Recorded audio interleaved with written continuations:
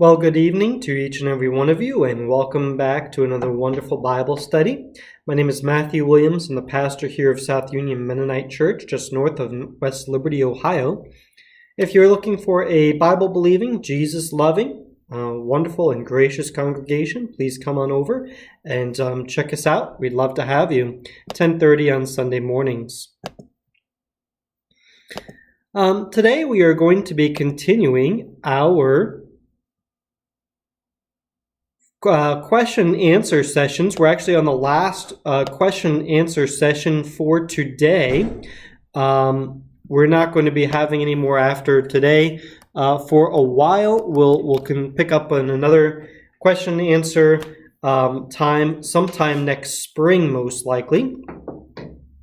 However, for today, what we're going to be driving at, last week we did what was my journey in biblical studies and how did I get my training? Where did they start me? What did that look like?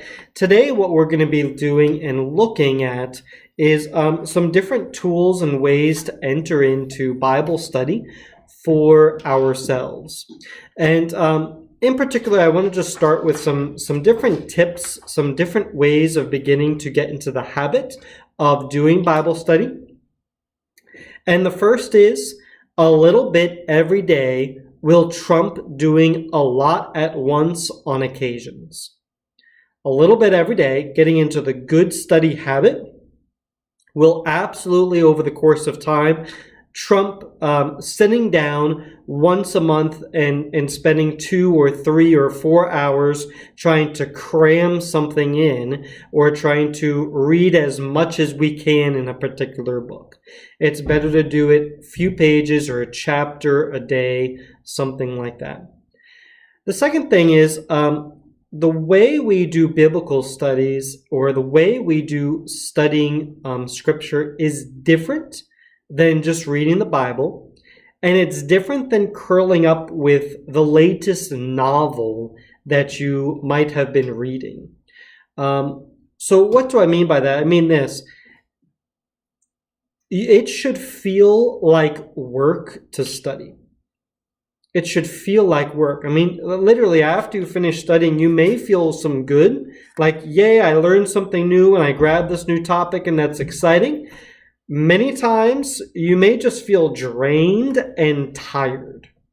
And that's actually not well, this isn't working and I shouldn't do it anymore. That means that was a good study session.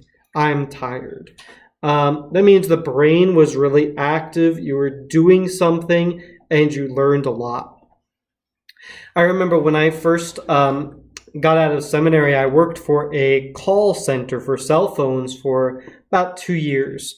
And the first part of that was a training. And they had training about 35 hours a week on learning about 5 or 6 different systems for the cell phone company, including all of these different things about cell phones and different procedures and yada, yada, yada.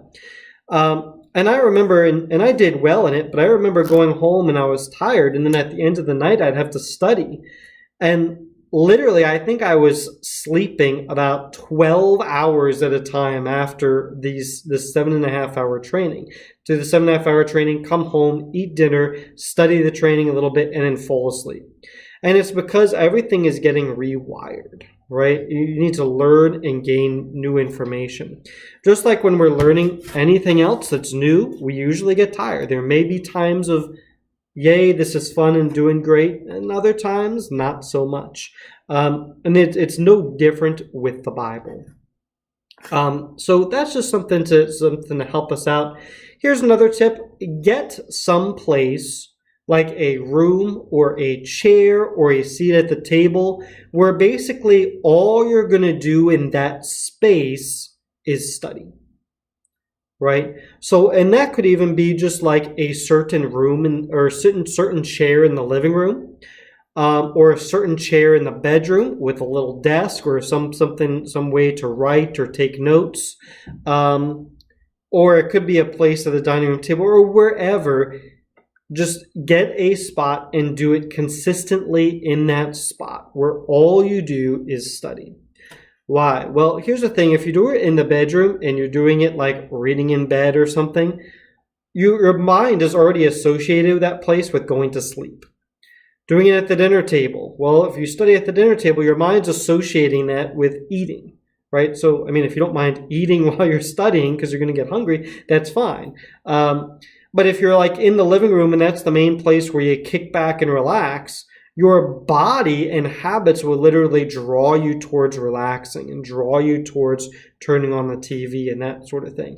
And those are simply distractions that can be eliminated if you cultivate a habitual place to do your studying, right? Like one chair, one place, a certain angle, whatever, a certain time of day. All of that can help to create the activity. Third thing,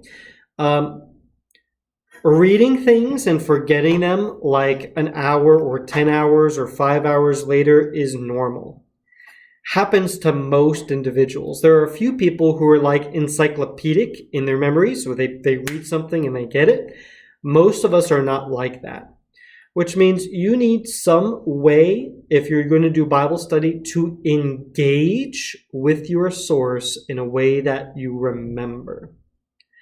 So in habits of studying, there are actually different levels of engagement. Level 1 is just reading. Level 2 of engagement is underlining. Level 3 of engagement is making little notes in the margins of your book or the margins of your source. Dog-earing a page, or however you do that electronically, right? Dog-ear a page. You write like a little summary or a capstone, literally just a word or two in that dog-ear. That helps trigger the memory banks and helps you to engage the source so that you can remember it. Level 4 is actually taking notes, right? So there are different ways of literally just writing out what the person has said on another piece of paper. Or even better yet, writing out like in a journal a summary of what you just read. Right, so you read a chapter and you go, all right, what was the most important things in that chapter? And you just write out a quick summary or two. That helps to engage that source so that you actually remember what's going on. So all those are just some little habits. There are different ways of doing that online and digitally or on paper. Both ways helps. If you're going to take notes, you can also do it like in a question answer form, like write yourself out a question and then write that quote out as an answer. Probably taking it a little too far there. Personally, I stop at the dog earing, right? About underline, making notes in the margin, dog ear it, write a 2 or 3 word summary. That's about it as far as I go personally. But all those ways are different ways of engaging with the source when you're doing Bible study. What questions do you have for me so far? Okay. So let's dive in. The first thing I do want to say is that undertaking any adventure or any hobby, let me rephrase, most hobbies and most adventures will require some sort of monetary input. Into that, right? There's a purchase of resources. So for example, and usually the amount of money you put into it depends on what you actually do with what you have. So the amount of money goes up over time. So for example, when somebody's like, for example, I started hiking years and years ago. First time I went hiking, I just had a pair of hiking boots and like everything else was supplied. I mean, I had some socks and clothes, went for a backpacking trip. After that, when I went hiking, I just wore the hiking shoes that I purchased. They were maybe $50, $70, something like that. And you just walk out in the woods, right? But then over time, you maybe begin to prepare for backpacking, at least for different conditions. Instead of borrowing someone else's equipment, you begin to purchase your own equipment. That's the monetary investment. You might want to get the better pair of shoes. Monetary investment, right? All of those sorts of things. The same thing for fishing and hunting and for hobby farming or for whatever else that there is. And so That's just an expectation as we begin to go through these sources. The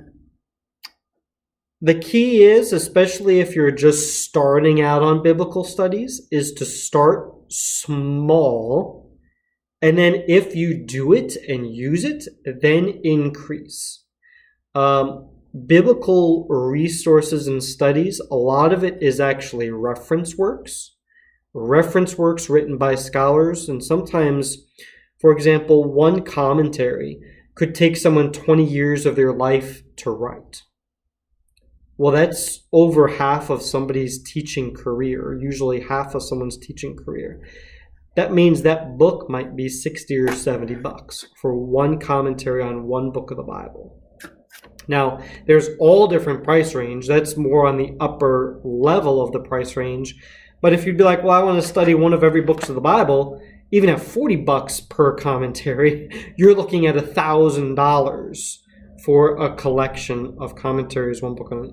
So you start small. Start with checking and seeing if your library can order the books for you through an interlibrary loan. It's quite possible.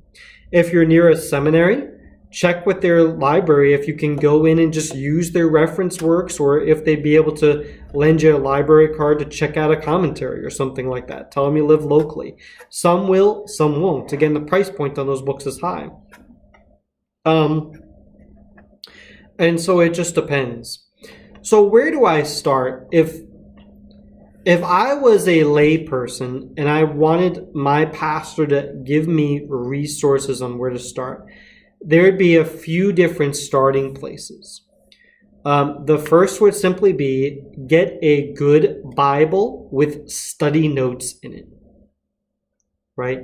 My recommendation there is the ESV Study Bible. That thing is not something you want to carry around. It's something for the desk. It's like yay thick. It's huge. And it's very nice. It's very well done. And the study notes are very, very thorough on it. Most study Bibles done by big name translations will probably be a fine starting place. So you're thinking the NET, not just the ESV, but the NET, which is the New English Translation. The study notes are exhaustive in there. Literally, they have a column of text that's about yay big, and then the rest of the page is all study notes. That's a great, great Bible resource for study notes and an introduction to them. NIV, Life Application Study Bible, any of the big ones, because what you're looking for in a study Bible is as you go through a verse, you just want to be able to look down and be like, all right, where is that place? Or what's meant by that term? What are they talking about? What's a general idea? And that the study Bible can give an all-in-one resource for an introduction to the study of the Bible. And most don't cost any more than $50 unless you're going for something premium, like a premium sort of leather. So for $50, you get a little something on every book of the Bible. It's a great beginning resource. All right, so I have my study Bible. I'm using it. I'm enjoying it. Where do I go from there? There's 3 different areas that are really led into by studying the Bible. First, there's deeper biblical studies. Right? And that might seem obvious because we're talking about studying the Bible. But yeah, deeper biblical studies. It's basically almost a category of itself. The second thing is biblical theology. Biblical theology is about the study of God's ideas arranged in a way that is looking at everything on a topic within the Scripture. Right? So what does the Bible say about God? Well, that's a notion for biblical theology. Many people will recommend systematic theology. I'm not a fan of systematic theology because sometimes in order to keep things in certain boxes for the system to work, they exclude certain Bible passages for those systems. Biblical theology doesn't do it. Biblical theology just says, here's the text, here's everything in regard to a passage, what do we make of it, right? But systematic theology is helpful as long as we understand that. The third place is then spiritual formation, or basically what that's talking about is how do I become more like Christ? In some circles, it's called discipleship, right? So you have biblical studies, really more about the in-depth, what in the world is the Bible talking about? 2, you have theology. I prefer biblical theology. Systematic theology can be helpful. And 3, you have discipleship. Okay, so where do we start? Let me just pull out a few things here to start with. First, there's this classic work. It's by Gordon Fee and Douglas Stewart. It's called How to Read the Bible for All It's Worth. This is almost like a classic introduction for tools and more ways, more reference works on how to read Scripture. And it also talks about genre and some different translation things. This is a basic introduction to biblical studies. And there are more than that, of course, but that's one place to go. Some other different ones to go to. Something huge, get a good Bible atlas. Now they don't just have Bible atlases, they also have biblical history atlases, where people look to do massive timelines through the Bible and they give places and comments on through it. For me, I would choose a good Bible atlas. This is the Oxford Bible Atlas. I would actually not recommend this. It's okay, but there's not enough major maps for me in this. So actually, some of the ones that I would choose, there's one by Zondervan, a Bible atlas by a company called Zondervan. That's a major name. Their atlas I would recommend. And then also for beginners, I would recommend HarperCollins Bible Atlas. The cool thing about HarperCollins Bible Atlas is when I checked last week, it was $5 for an atlas about this big with quite a few maps in it for $5. It's a little dated. It's from 1999. At this point, that's considered dated. It's about 20 years old. But how much can the Bible maps change in that length of time? They do. We discover new things, so I'm not going to discount that. But for $6, you can't go wrong with HarperCollins Bible Atlas, in my opinion. Next, there's just this really fun book. It's by Clinton Arnold, and it's called How We Got the Bible. And this is actually a really helpful introduction to biblical studies, and I'll tell you why. Sometimes we get fantastical notions about how the Bible dropped down from the sky, written in modern English, right? And scholars, when you're doing biblical studies, do not hold that perspective. They understand that it came from Hebrew and Greek, and it was translated. The Hebrew text came from 1,000+ years of writing, and the Greek text then came, and then had to be transmitted 2,000 years. And they talk about all these different things that may surprise people if they don't understand where the Bible comes from. This is a really well done book. It's actually very small paragraphs, but they have a lot of beautiful pictures of old manuscripts to help us get into and understand what's going on. So I appreciate this. I think that's a good resource to begin out with.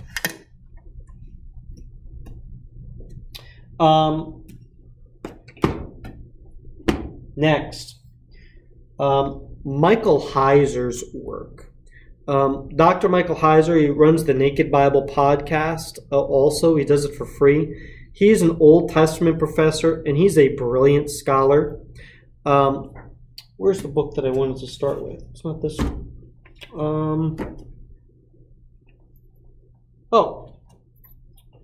Here's the book that I would start with for him. It would actually fall under the category of discipleship or spiritual formation. And it's a very, very simple question. He asks, what does God want? What does God want from me? And he goes through the gospel. He goes through what God wants from us. And then he has a very small bit of discipleship and spiritual formation practices about how to go deeper. That's a great book. He then takes a lay person, and because he works very well with lay people, to bring them from basically the ground up on how to do biblical studies. This is the one that I have really enjoyed. I dare you not to bore me with the Bible. Right? So if you're like biblical studies is going to be boring, it's not going to be fun, you get this one. I dare you not to bore me with the Bible. It is little chapters, maybe 4 to 5 pages per chapter. And he goes over some of the weirdest passages in the Bible and explains what they mean in very quick terms, and then how it actually applies to us. What does it mean for us? Brilliant work here. Just really good. He then also has other books. How do we interpret the Bible? He has insights for mastering biblical studies and things like that. So he has a list of works. They're really meant to move you to this. He has a work called Supernatural, which is the layperson's version of this. It's actually in our church library, but somebody's borrowed it out already. This one is The Unseen Realm. Now, you really kind of want to, if you're just starting out, you want to start out with his other stuff. You want to start out with, what does God want? I dare you not to bore me with the Bible. This is an introduction to biblical studies on how it's actually done at an academic level. And his thing is specifically talking about the supernatural worldview of the Bible. But it goes, he starts again in some of the weirdest passages and comes out at the gospel, and it just means so much. So this book covers a lot of ground. Again, it's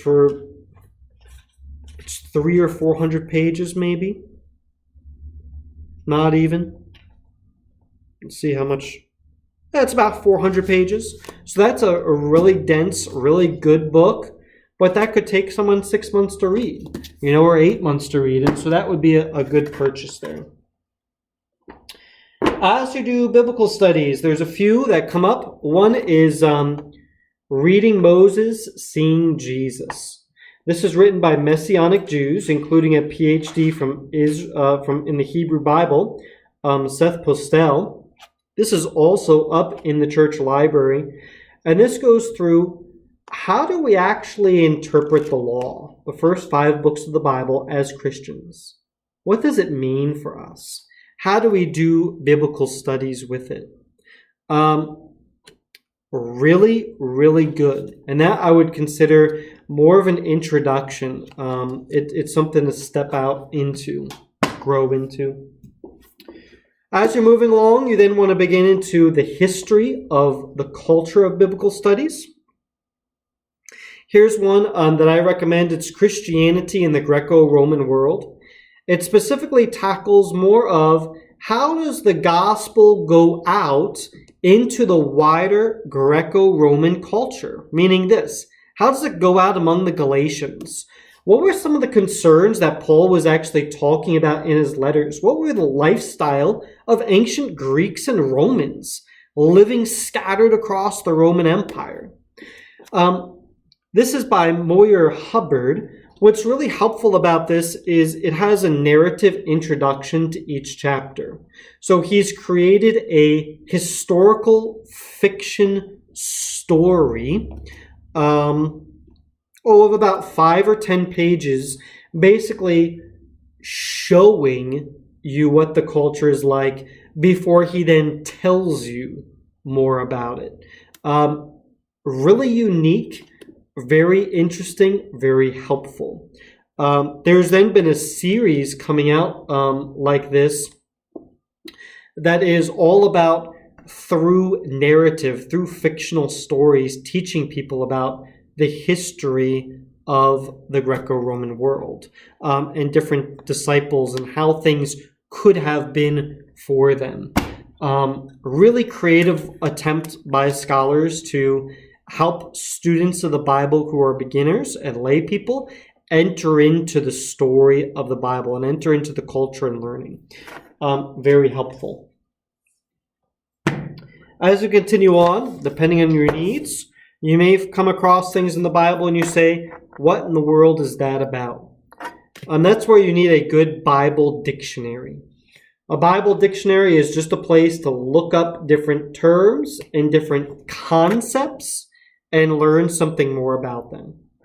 I don't necessarily recommend the HarperCollins version, but really any version should be just fine. As you get more into it, there'll be bigger volumes on smaller subsets of topics. That's the direction you want to aim, but to start out, really any decent Bible dictionary that's a single Bible dictionary should be just fine. And so I have the HarperCollins one here. As you're exploring then, the Holy Spirit may take you in this direction, and what you may want is something like an exhaustive concordance. What an exhaustive concordance does is it will list out for you every verse and passage in a Bible with a certain word.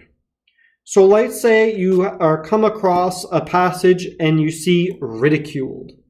And you want to know, where else does the Bible talk about ridicule or ridiculed? Well, you turn into the Exhaustive Concordance, and it lists here 8 passages where you can look up that term again. Where does that matter? Well, when you're like, for example, in the sermon this week, we're going to come across a word in English that's normally translated household gods or idols. But the Hebrew underneath is teraphim. And so for me, what I want to see is, where else is that word actually used in the Hebrew Bible? Well, I turn to a concordance and they list out for me, boom, boom, boom, boom, boom, boom, boom. Here's where the rest of these words are. So that's a basic beginning place on biblical studies. A helpful program, if you like electronic stuff here, is Logos Bible Software. Logos, Logos or Logos Bible Software. It does a lot of cool things. It's basically like Amazon plus a research assistant.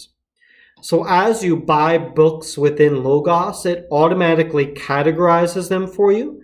So you can just type into the search bar up top any word or topic or phrase, and it'll pull from every single book places where books talk about that.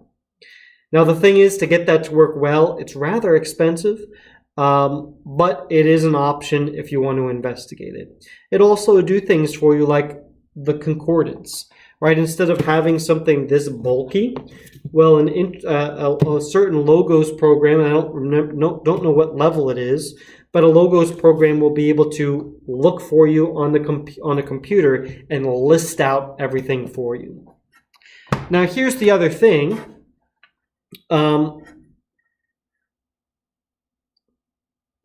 Here's the other thing for you to just think about is you can also get some of this stuff now for free online. So if you go to like Bible Gateway or something like that, they may be able to give you an online concordance right then. And so you might not even need to buy that resource. You can look online for that sort of stuff now. I had a question come in. Do you use simple study guides, not a commentary, which also tend to ask questions about the specific Bible book text? Perhaps they also give an answer to them. They tend to be brief in amount of overall text covered, e.g. a part of a book or a topical in nature. Do I recommend study guides? It probably depends on what study guide you're using and who wrote it. Actually, and it's the same way with commentaries, even with anything. It depends on who wrote it and those sorts of things. They can be helpful. The danger with the study guide is sometimes the questions may point you in a certain direction with the text, and the text may not actually say that when you get into studying it. And so in doing so, when a study guide does not explain the text, there's a danger for misinterpretation. And so I would be hesitant on study guides, but if they're helpful for you, then use them. And if they're good, then use them. If they're written by somebody and there's like a study Bible to go with them, kind of pointing the way for you, sure, go ahead and use them. That would probably be fine. All right. As you get deeper, right? So that's the starting places or some different areas to start in. Now, here's another thing I want to stop and pause real quick and talk about expectations. What would be a timeline for this? Well, a little bit every day goes a long way.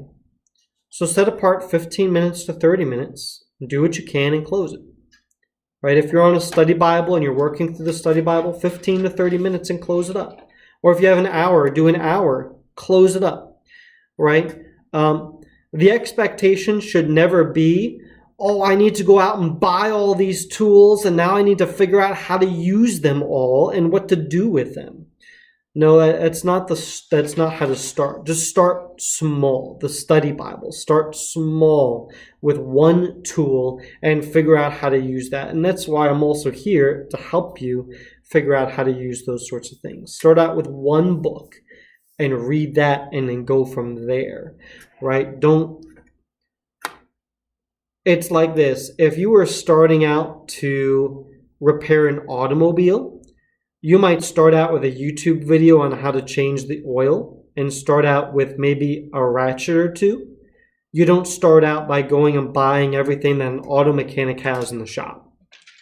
I'm showing you a little bit about what the local auto mechanic has in their Bible study shop. You know what I'm saying?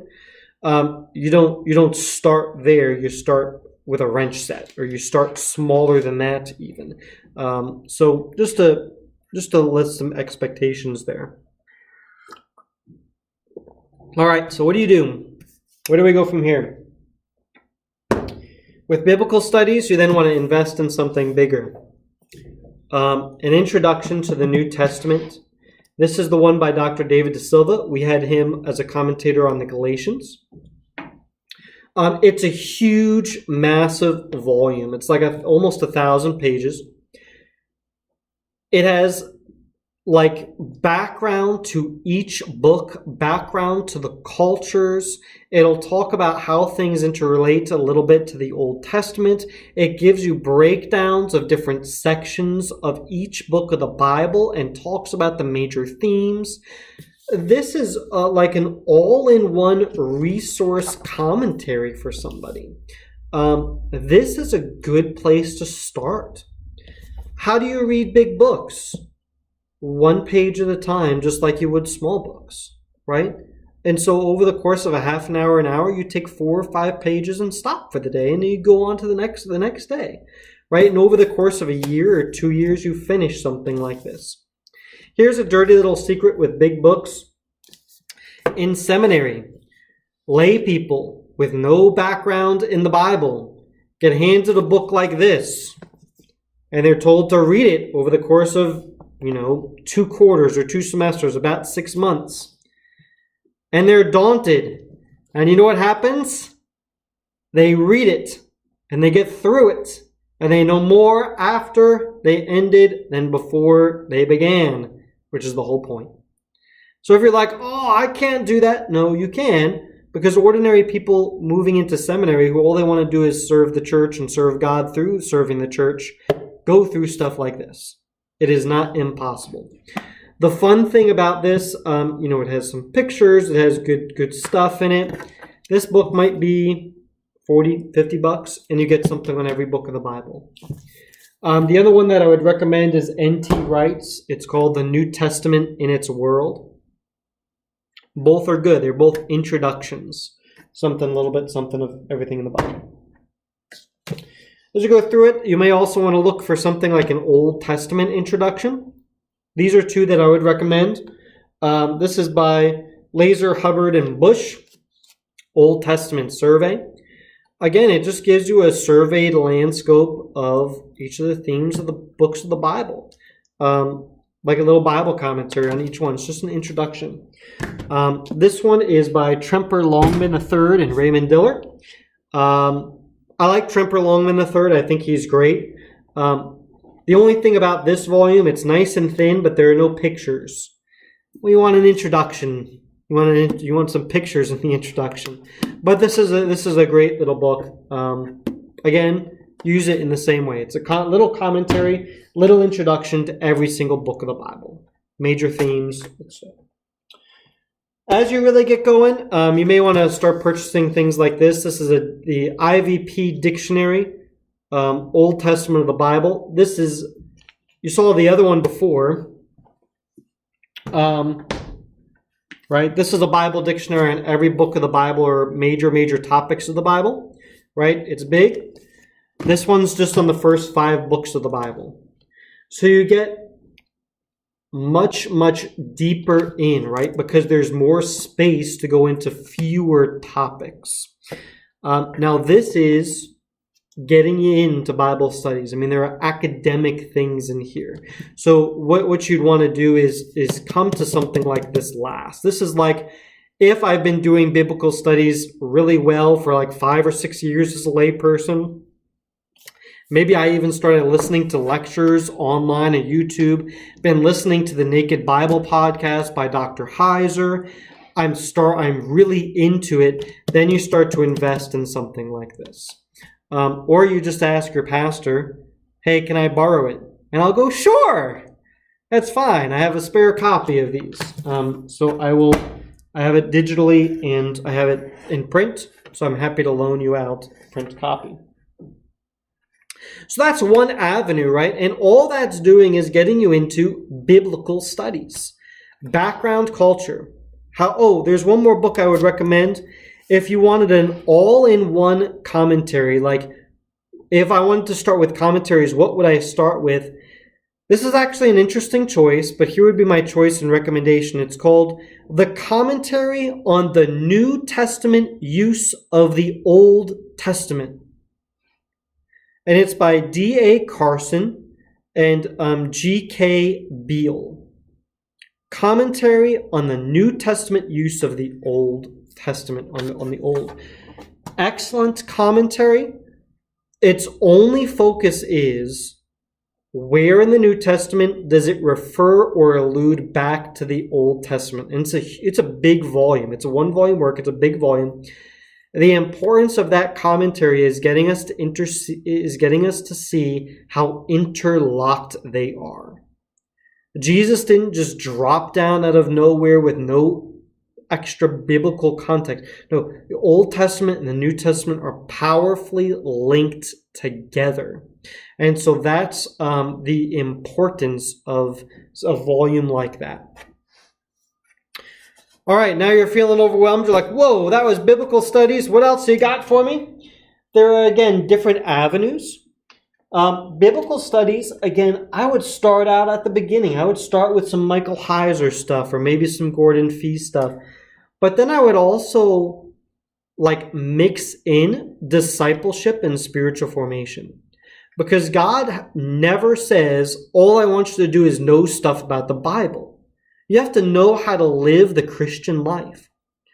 That's where a volume or a work like What Does God Want is an excellent introduction into discipleship with a scholar who will then be able to carry you through into the biblical study stuff.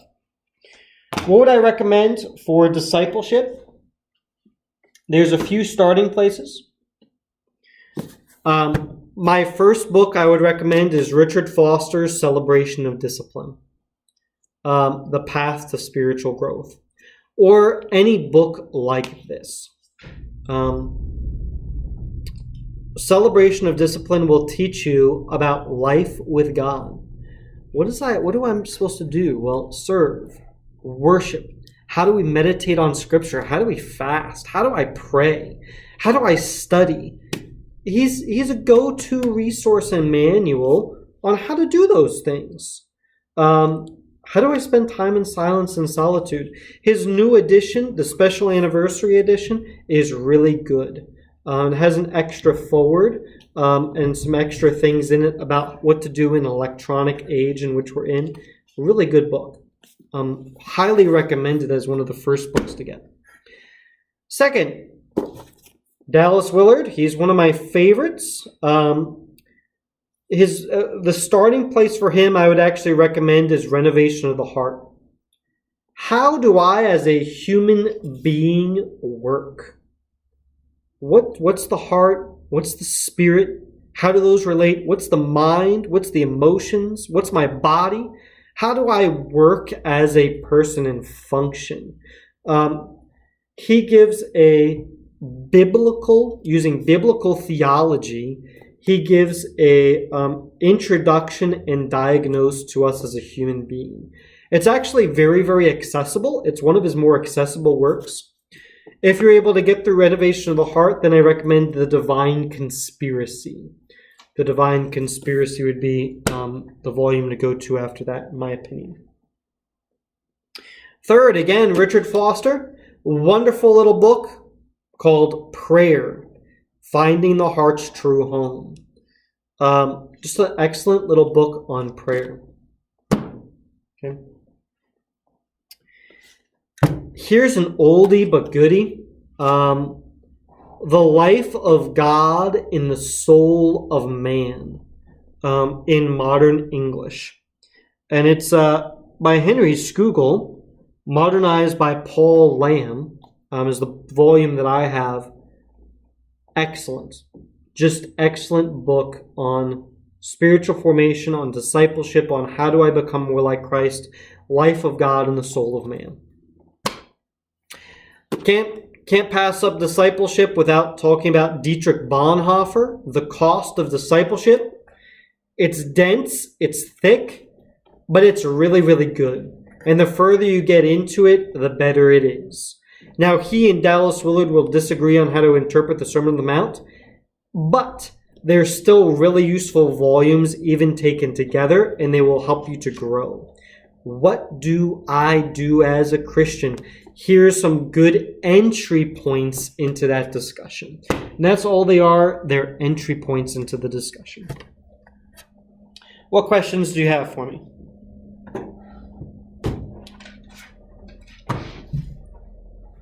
All right. 2 more works then. Theology. Where do we start at with theology? I'm going to pick one of my favorites, C.S. Lewis. This is a signature classic volume edition and has many different books of his in it. The 2 or 3 that I would highly recommend, Mere Christianity and the Screw Tape Letters. You can also get those just individually. They're short books. C.S. Lewis was a genius and a good apologeticist of Christianity. Mere Christianity is just what is the basic Christian beliefs that run mainstream throughout all time, right? Since the beginning. Really good work. It was originally a series of radio talks that he then put into manuscript form. And really good stuff. The Screw Tape Letters is a book really about theology, but more about discipleship. What do I expect from the enemy? And it's written from the enemy's perspective about how to take a Christian away from their walk. Written for the lay person. Really good stuff here. I would recommend it. Next. Talking about systematic theology. I said biblical theology is better. Systematic theology was helpful.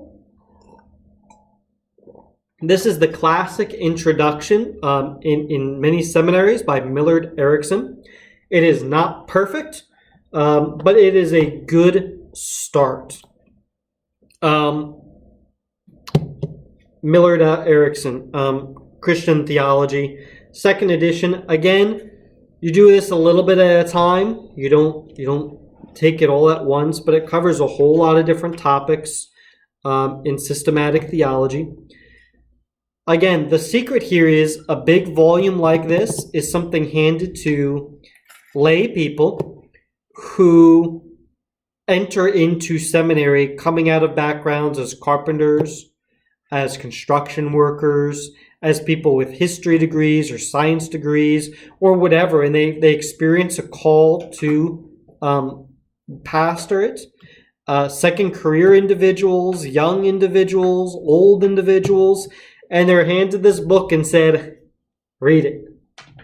And you read it, or you read large sections of it, and you come out knowing more than you did before. So a volume like this is really helpful.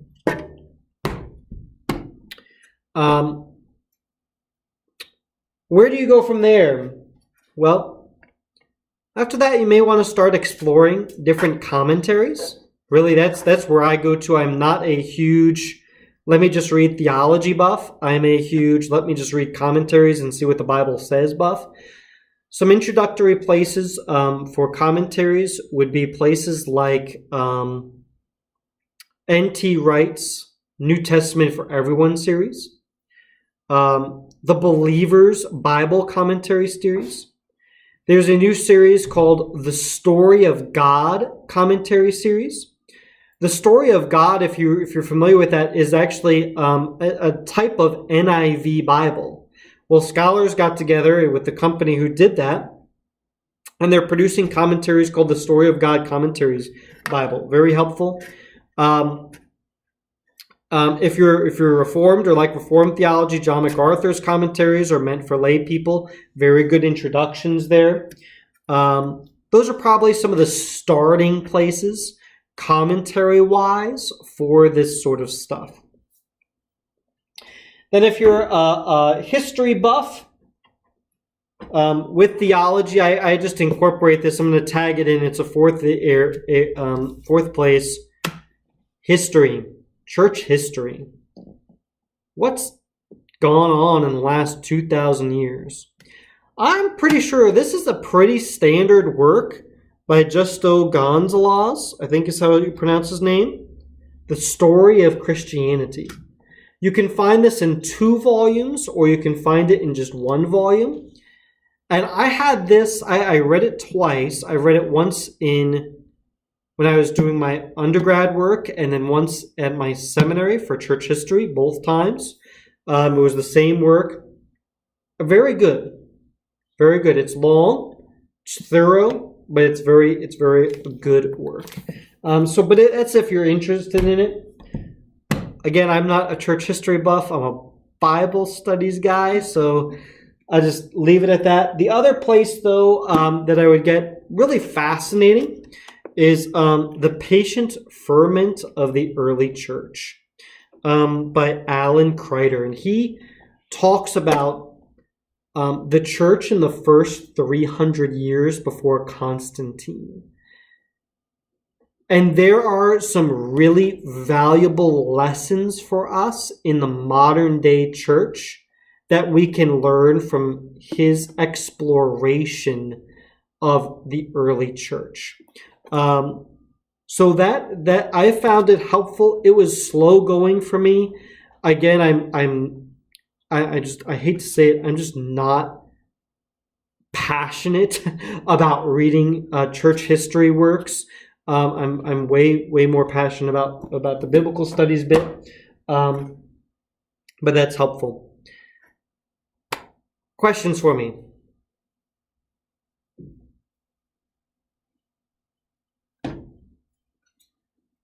All right. Yes, we did a quick review. At some point, I may start a YouTube channel and we'll go over each book in depth. That's not for today or even for soon, I don't think. Maybe soonish, but not soon.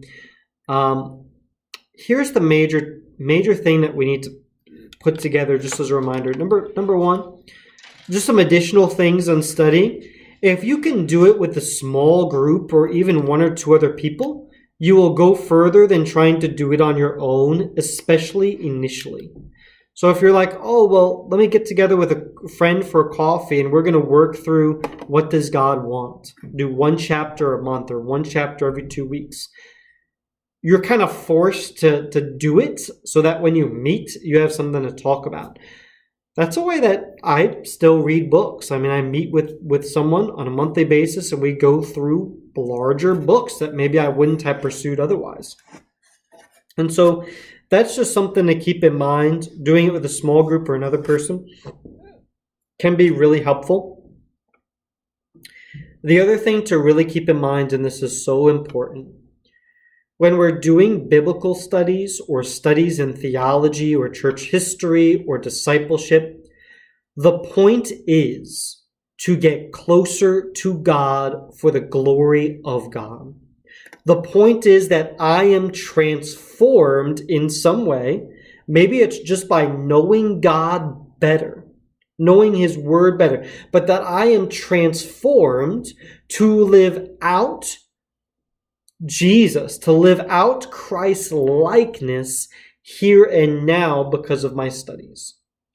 That's the point, is to glorify God through it all. The point is not to be like, well, I can play Bible trivia really well. Awesome. That's great to be able to play Bible trivia, but that's not the end goal. The end goal is I want to grow closer to God. The end goal is not, I need to get through this book. That's not the end goal. That might be a temporary short-term goal, but in it, a person should be more like this. I want to get out of this all that I can, and it doesn't matter how long it takes, because I know God is using it to bring me closer to Him. Then the goal is fulfilled. And so if it takes me a year or 2 years to go through a larger work, or maybe it takes me 8 or 9 months to go through a smaller work, I am better for it now than I was. I just went through a book about biblical hermeneutics by Abner Cho, and I can't quite remember the title of his book. It was quite good though, but it was so dense for me. And because of my time, it took me 9 months to read like a 150 or 200 page book. Right? Now, my job is basically to read and study. That's a huge amount of my job. Now, I wasn't just studying that book. I wasn't just reading that book, but it took me 9 months. Okay? Well, who cares if it took me 9 months? Right? Other people could read it in a week or 2 weeks or a month. Who cares?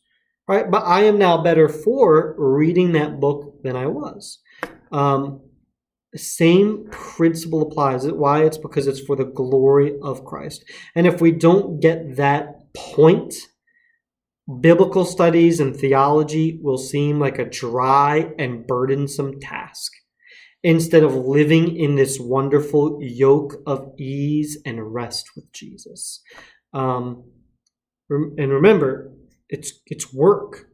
It's going to be tough. It'll make you tired. There's an entry point and a learning curve, just like in everything else. But the point is beautiful, and it's to get us closer to Christ. Any comments or questions?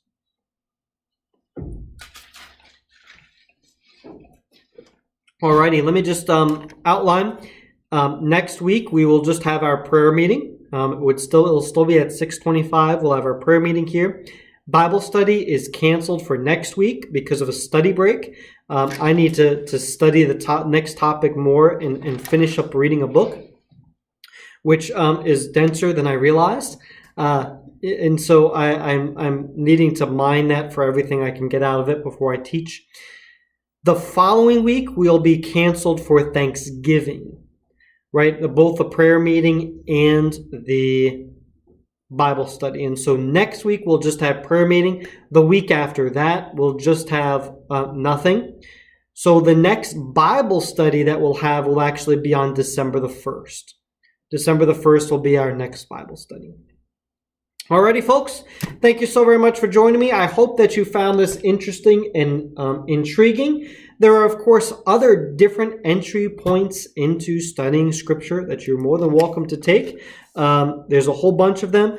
If you want to bounce a person or a book off me, I may or may not know it, but I'd be happy to answer any questions that you may have as you're going through the material. Would love to do that. If I don't know an answer, I'll go research it. All right. I hope that my goal for you is, out of this session, hopefully you pick up a study Bible or maybe one book and start to just dive into that. And that would just make me giggling happy because you're on your way. All right. Thank you so very much. We'll talk with you later. Have a good night. Bye-bye. So next week I won't be here. Sure. So